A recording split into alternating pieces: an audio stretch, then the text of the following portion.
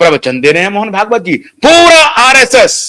पूरा RSS immunisation programme में शामिल था, पूरा का पूरा आरएसएस, और प्रधानमंत्री इसमें शामिल हैं। और इन्होंने कोर्ट में कहा कि हमने किसी को वैक्सीन लगाने के लिए नहीं कहा। इनकी पूरी मशीनरी खड़ी थी जो जबरदस्ती कर रही थी। एयरपोर्ट पर मुझे डिटेन किया गया। एयरपोर्ट पर मैं बेंगलोर से आ रहा था दिल्ली, मुझे डिटेन किया गया। कहा कि आप मास्क लगाइए, वैक्सीन सर्टिफिकेट दिखाइए। क्योंकि मैंने मास्क नहीं लगाया, मैंने वैक्सीन नहीं लगाया। और ये कह रहे हैं कि इन्हें ये काम नहीं हुआ। आज पूरा देश देखते जाइए, ये आज का ये लाइव है, आज इसे देखते जाइए इस लाइव को। और आप सब, मैं मोदी जी की बाकी जो काम है तारीफ करता हूं, आरएसएस के बाकी जो काम है तारीफ करता हूं, लेकिन पिछली महामारी में जिस तरह से इन लोगों ने कृत्य किया है, और खाली यही नहीं कृत्य किया, पूरा कांग्रेस पार्टी, पूरा लेफ्ट पार्टी, पूरा अपोजिशन, एक पार्टी को मैं कहूंगा, ये मानना पड़ेगा आपको नीलेश जी, एक व्यक्ति ने कहा कि ये बीजेपी का वैक्सीन है, उसको किस तरह से दरकिनार किया। वो व्यक्ति बेचारे, उसको मैं बहुत बातों को उनका समर्थन नहीं करता हूं। और एक व्यक्ति समझ रहे थे, आज देखिए योगी जी, वो बेचारे बहुत ये नहीं थे, आइवरमेक्टिन से उन्होंने इलाज करवाया। योगी नहीं गए WEF, योगी गए हैं जापान और सिंगापुर, लेकिन योगी को भी मजबूर किया इन लोगों ने। ये जो करप्ट ब्यूरोक्रेट थे इनके, इन्होंने योगी को भी मजबूर किया। मेरे ख्याल से अब लगता है देश में वक्त आ गया है नीलेश जी, एक इंडिपेंडेंट इंस्टीट्यूशन को खड़ा होने का, जो संविधान की रक्षा कर सके, जो हमारे देश की रक्षा कर सके, आम लोगों की रक्षा कर सके, कॉमन मैन की रक्षा कर सके।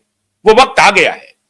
ये राजनीतिक पार्टियां इस देश को तबाह कर रही हैं, और पूरी जिम्मेदारी से कह रहा हूं, मैं कोई अनर्गल प्रलाप नहीं कर रहा हूं। और अगर अनर्गल प्रलाप लगे तो बताइए, इससे बड़ा अच्छा, जो समर्थक हैं आरएसएस के, जो समर्थक हैं मोदी जी के, मैं उनके सामने ये सवाल रख रहा हूं और बड़ी विनम्रता से रख रहा हूं। अभी माननीय नीलेश ओझा जी ने एक बात कही कि भाई पार्लियामेंट्री कमेटी की रिपोर्ट आ गई, पार्लियामेंट्री कमेटी के रिपोर्ट को एविडेंस मान करके संविधान पीठ ने निर्णय दे दिया।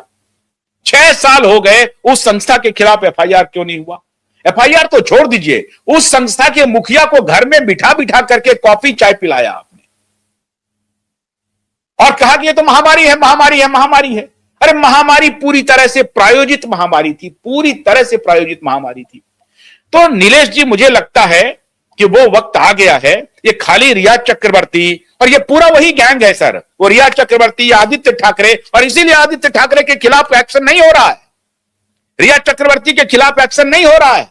शैलेंद्र नगरकर इसीलिए आपको आंख में आंख डाल करके बोलता है, अरे सुप्रीम कोर्ट क्या होता है, हाई कोर्ट क्या होता है, हालांकि अभी उसकी नानी मरने वाली है, आ रहा है दिन अभी उसका।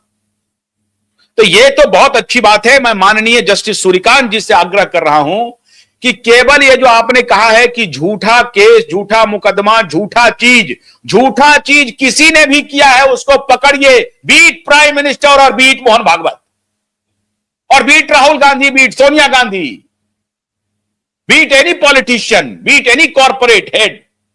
जो झूठा है उस झूठे को पकड़िए। ठीक है ना सर, मैं कोई गलत बोल रहा हूं? जो भी झूठ है, झूठ के लिए जगह नहीं ना अपने न्याय व्यवस्था में, झूठ के लिए जगह नहीं है, अन्यायी अत्याचारी के लिए जगह नहीं है ना, नहीं है, है ना।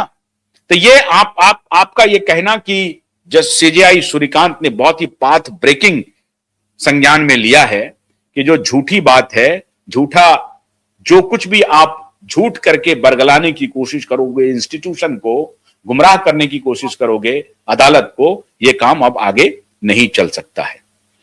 तो रिया, आदित्य नगरकर तो खबरदार होइए ही, लेकिन बड़े बड़े खिलाड़ी भी खबरदार होइए, बड़े बड़े खिलाड़ी। बहुत बहुत शुक्रिया Nilesh Ojha ji. Anything you want to से सर, कुछ और कहना चाहते हैं? नहीं, बस यही कि आप ये देश की जनता ना अपने आपस में एक कल्चर डेवलप करे। नेता लोग क्या करेंगे, तुमको गुमराह करेंगे दूसरे मुद्दे पे, और इस बीच में जो गलत चीजें हैं वो थोपते जाएंगे। तो आपको उससे थोड़ा बाहर निकल के आना है। Don't say who is right, see what is right पे आना है। यस। राहुल गांधी ने आरोप लगाया करके बीजेपी बुरी है, और बीजेपी ने आरोप लगाया करके कांग्रेस बुरी है, इसको बाजू में रखो, आप अपना दिमाग लगाओ। लेकिन हाँ, लेकिन देखो हर बार ना कई बार क्या होता है कि व्यापक राष्ट्रहित सोचना पड़ता है, वो चीजें अलग है। चलो जैसा समझो सर्जिकल स्ट्राइक होगा, ये होगा, बताइए आप नीलेश जी, ये व्यापक राष्ट्र हित सोचने वाले गैंग जो हैं, सब जो गैंग नहीं, मैं उनको कहता हूं संगठन जो हैं, व्यापक राष्ट्र हित सोचने वाले संगठन ने कभी इसकी व्यापकता को समझी? इतना बड़ा अपराध में वो शामिल हो गए? मैंने सुने मैं बता रहा हूं, जैसा अभी मैं कॉमन मैन को क्या बताना चाह रहा हूं, आपस में ये डेवलप कर लो कि ये पूरा भारत हमारा देश है, पूरे देशवासी हमारे भाई बहन है, हम एक सूत्र से बने हैं भारतीयता, हमारा पहला धर्म ग्रंथ है भारत का संविधान है। ये तो आप इस पे आ जाओ कॉमन।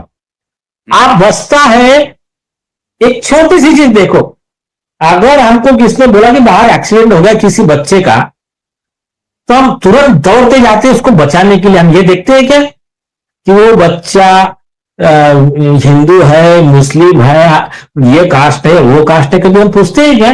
हम तो इंसान बोल के ही जाते हैं ना। तो जो नेचुरल हमारा जो इंसानियत है उसको रखो। हाँ, इंसानियत के जो भी दुश्मन है, जो ये चाह रहे हैं कि आपस में झगड़ा लगे, आपस में भेदभाव बढ़े, वो सब कास्ट में है और सब धर्म में है। वो कोई ये नहीं है किसमें कुछ है, कम है, किसमें ज्यादा है, लेकिन सब जगह उनके लीडर एक ही है कि हमारी दुकानदारी चलना चाहिए। तो जहां वो मसला नहीं भी होता है तो भी वहां पर पहुंच जाते हैं, अरे हमारे लोगों पे अन्याय हो गया। तो ऐसे जो भी ये लोग हैं, आप थोड़ा इनसे बच के रहिए। आप इंसानियत के लिए, सच के लिए, देश के हित के लिए काम कीजिए। जब एक होकर लड़ेंगे ना, तब ये 145 करोड़ का देश दुनिया में तरक्की करेगा, नहीं तो ये डाउनफॉल में जाएगा। बस आप इतना सोच लीजिए। तो इस लाइन में आप काम कीजिए। तो ये जो झूठे हैं, तो न्याय व्यवस्था से शुरू कीजिए। अभी जो सूर्यकांत जी ने इतना बढ़िया आदेश दिया है, बस आप इसको इंप्लीमेंट करना चालू करो। आपके एरिया में जो जो झूठे हैं उसको पकड़ पकड़ के केसेस करना चालू करो। आप गौर करोगे, शिकायतकर्ता कम, सरकारी अधिकारी ज्यादा आरोपी मिलेंगे आपको। और मैं संविधान पीठ का निर्णय 2018 का साहब, मैं तो कह रहा हूं कि अगर सीजीआई बना भी देते हैं गाइडलाइन, निर्णय भी दे देते हैं, एग्जीक्यूशन जिनको करना वो एग्जीक्यूट नहीं कर रहा है। कमाल है। नहीं, तो जिसके लिए जनता जागरूक होगी तभी होगा ना। हाँ राइट, इसलिए मैं कह रहा हूं जनता को अब जागरूक होना पड़ेगा। अभी सुनिए, बातों पर आप ट्रिविलाइज मत होइए, इधर उधर घूमिए। तो अभी क्या मालूम है क्या, अभी दो धड़ों में बटे हुए लोग हैं। एक है मोदी समर्थक, एक है मोदी विरोधी। हाँ, और दोनों बेचारे ग्रुप को ना, दोनों संगठन क्या बताते रहते हैं, देखो ऐसा नहीं हुआ तो तुम खत्म। आप देखिए, दोनों लोगों के पास में अपने वैलिड, उनके अपने ग्राउंड्स है कि दोनों लोगों ने सहा है, ये भी उनके ग्राउंड्स है। और कुछ लोग ये लेफ्ट इको सिस्टम से कॉमन मैन ज्यादा घूम रहा है, वो भी है। लेकिन आप जिस किसी को भी अपना लीडर मानते हो, अच्छी बात है, लेकिन उनकी जो गलतियां उसको बोलने वाला भी तो कोई चाहिए ना। नहीं तो एब्सोल्यूट पावर करप्ट्स एब्सोल्युटली। आपने किसको एकदम पूरा अधिकार दे दिया, आप हमारे सब कुछ हो, तो आपने आपके शोषण का अधिकार भी उसको दे दिया। तो थोड़ा इससे बाहर आइए, जागरूक नागरिक बनिए। बस मेरा इतना ही कॉमन मैन से रिक्वेस्ट है।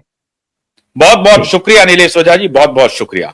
ये जो लाइव है इसे आप देखिए, इस बहुत ही विस्फोटक लाइव है, इसे आप जरूर देखिए। और मैं आपसे अनुरोध करता हूं कि शेयर कीजिए। शैलेंद्र नगर का, रिया चक्रवर्ती, आदित्य ठाकरे का तो फैसला हो ही गया। एक प्रकार से सीजीआई सूर्यकांत ने तलवार लटका दी है उनके गर्दन पे, लेकिन ये तलवार बड़ों बड़ों के गर्दन पे लटकेगा। बहुत बहुत शुक्रिया, नमस्कार।